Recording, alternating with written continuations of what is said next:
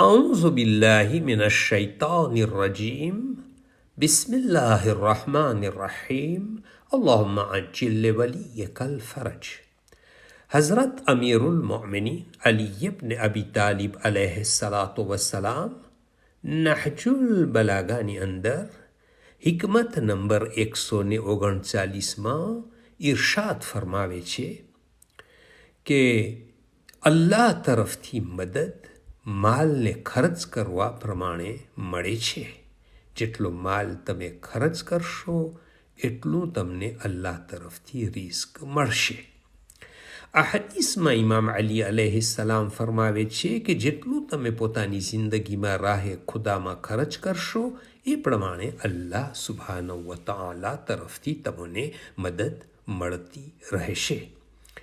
આ હદીસથી બે વસ્તુ સમજવા મળે છે. પહેલું, જ્યારે ઇન્સાન વધારે ખર્ચ કરે તો મહેનત પણ વધારે કરવા લાગે છે, કેમ કે તેને ખબર હોય છે કે જો વધારે ખર્ચો કરશું અને કમાણી નહીં હોય તો પછી વાંધો આવશે, એટલે તે મહેનત વધારે કરવા લાગે છે. અને જ્યારે મહેનત વધારે કરશે તો તેને રિસ્ક પણ વધારે મળશે. જ્યારે ઇન્સાન એકલો હોય અને લગ્ન ન કર્યો હોય ત્યારે તે મહેનત ઓછી કરે છે, પરંતુ જ્યારે ઇન્સાનના લગ્ન થઈ જાય છે ત્યારે મહેનત વધારે કરવા લાગે છે, કેમ કે તેને ખબર હોય છે કે હવે ઘરની જવાબદારી વધી ગઈ છે, જેથી તે મહેનત પણ વધારે કરે છે અને તેનું ફળ પણ વધારે મેળવે છે. અને અલ્લાહ પણ તેની મદદ કરે છે અને અલ્લાહે વાયદો આપ્યો છે કે તમે શાદી કરી લ્યો તો તમારા રિસ્કની જવાબદારી મારી ઉપર છે. બીજી વસ્તુ એ બયાન કરવામાં આવી છે કે તમે તમારા બાલ બચ્ચાઓ માટે જાયઝ ખર્ચામાં કંજૂસી ન કરો, કેમ કે જો તમે તમારા બાલ બચ્ચાઓ માટે વાપરશો તો અલ્લાહ તમારી મદદ કરશે.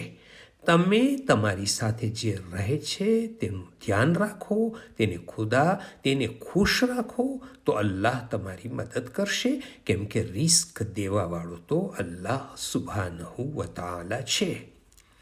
અરબ લોકો ઇસ્લામના આવવા પહેલાં પોતાના બચ્ચાઓને મારી નાખતા હતા, કેમ કે તેઓ સમજતા હતા કે તેના પાલન પોષણનું શું થશે.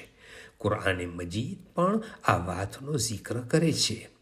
સૂરે ઇસરા આયત નંબર 31માં, ખબરદાર તમે તમારી ઓલાદને ભૂખ અને ફાકાની બીકના લીધે કતલ ન કરો, અને તેને પણ રિસ્ક આપીએ છીએ અને તમને પણ રિસ્ક આપશું, અને તેઓનું કતલ કરવું ખૂબ જ મોટો ગુનો છે.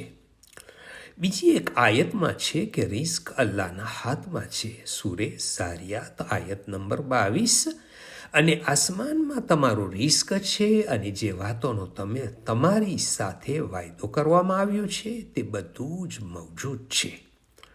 અને હદીસમાં પણ આવ્યું છે કે જો તમે દાન અને સખાવત વધારે કરશો તો અલ્લાહ પણ તમારા રિસ્કને વિશાળ કરી દેશે.